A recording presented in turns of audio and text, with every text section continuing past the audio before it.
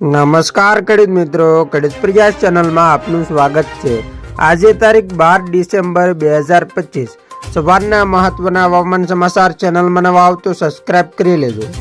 દિવાળી પછી અરબ સાગરમાં બનેલી સિસ્ટમથી ગુજરાતની વેધર સાયકલ ખોરવાઈ। ગુજરાતમાં શિયાળાની ઋતુ ધીમે ધીમે જામી રહી છે અને વહેલી સવારે અને રાતના સમયે ઠંડીનો ચમકારો જોવા મળી રહ્યો છે।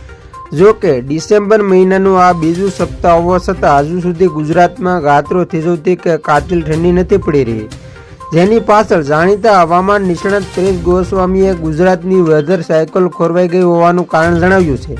પરેશ ગોસ્વામીએ આગાહી કરતા જણાવ્યું કે હાલ ગુજરાતમાં ઠંડીની અસર સાવ સામાન્ય છે। બીજું, હાલ કચ્છ કાતરાના હોવાથી આવનારા વર્ષ એટલે કે 2026નું ચોમાસું નબળું રહેશે તેમ લોકોને લાગી રહ્યું છે। જો કે કચ્છ કાતરા સિવાય અન્ય પરિબળો પણ મહત્વના છે। દિવાળી પછી એટલે કે 24 ઓક્ટોબરથી 2 નવેમ્બર સુધી ગુજરાતમાં માવઠાનો એક લાંબો અને તીવ્ર રાઉન્ડ ચાલ્યો હતો। અરબ સાગરમાં સક્રિય થયેલી સિસ્ટમને કારણે ઓક્ટોબર મહિનામાં અષાઢી માહોલ સર્જાયો હતો, જેના કારણે ગુજરાત, રાજસ્થાન, મધ્યપ્રદેશ અને મહારાષ્ટ્ર સહિત સમગ્ર મધ્ય ભારતની વેધર સાયકલો ખોરવાઈ ચૂકી છે। વધુમાં હવામાન નિષ્ણાતે જણાવ્યું કે બેસતા વર્ષથી માંડીને હોળીના તહેવાર સુધી આકાશમાં જે કચ્છ થાય એના 225 દિવસ પછી ગુજરાતમાં વરસાદ આવે। જો કે ચાલુ વર્ષે ઝાકળનો એવો ખાસ રાઉન્ડ જોવા નથી મળ્યો।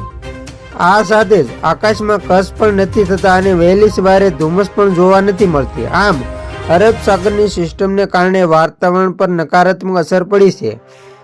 જો કે ઘણી વખત આવી મોટી સિસ્ટમને કારણે વાવાઝોડું બને તો વેધર સાયકલ રાબેતા મુજબ થતા થોડો સમય લાગે છે, એટલે છેલ્લી સિસ્ટમ હતી એને કારણે આ તમામ સાયકલ ખોરવાઈ ગઈ છે અને એને કારણે આપણે કચ્છ કાતરા કે વાદળછાયું વાતાવરણ કે ધુમ્મસ જોવા મળતી નથી। અત્યારે ભલે ઠંડી આપણે નોર્મલ નજીક ચાલી રહી છે, આમ છતાં પણ વેધર સાયકલ ખોરવાય છે, જેને કારણે અત્યારે આપણે ધુમ્મસ, ઝાકળ અને કચ્છ કાતરા ઉપર આ નેગેટિવ અસર પડી રહી છે।